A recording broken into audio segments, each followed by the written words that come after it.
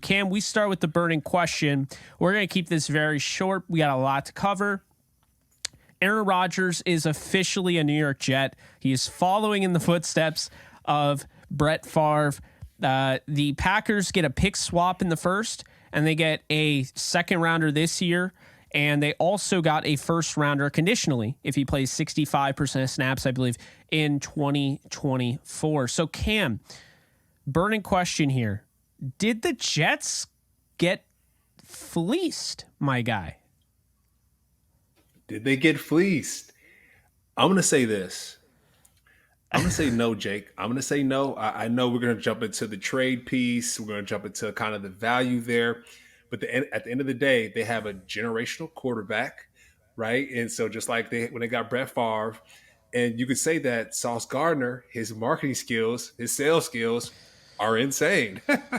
But no, I don't think the Jets got fleeced, Jake. I just think that the way they're headed right now with their team, the pieces that they have, and just getting Aaron Rodgers, it's great to see. One thing I would have been upset about, Jake, is if he didn't go, right? He had his list of people that he wanted.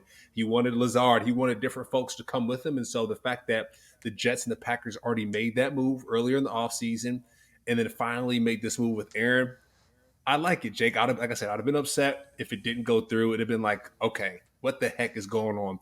But the big question is, what's going to happen with Lamar, right? How does that open things up a little bit? So I know it's a conversation for another day. I know we got to get to our picks here, Jake. But what are your thoughts on the Jets move there with Aaron?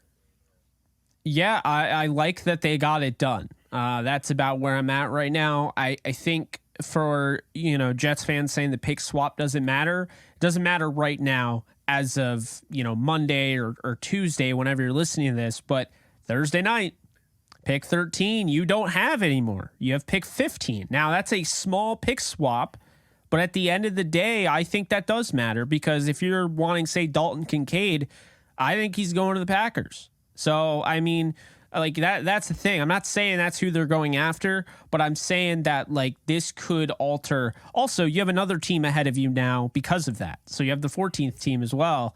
So I don't like pick swaps for that reason. And as a Laker fan in the NBA, I don't love the pick swap with the Pelicans either. So, it's fine this year because they're in the playoffs and the Pelicans aren't, but still, you get the point, right? I mean, the pick swaps they could be a double-edged sword. Like if you don't capitalize and then you have to give up your standing. And I mean, we could go on Wiki, someday down the road and be like, man, the Packers got that guy at 13 and the Jets wanted him and they didn't get him because they got Aaron Rodgers and they had nothing to show for it. So it really depends on what ultimately they're able to accomplish with Aaron Rodgers. And you could be a pick away from a championship. You could be one player away from a championship. So like you said, we'll put a pin on that.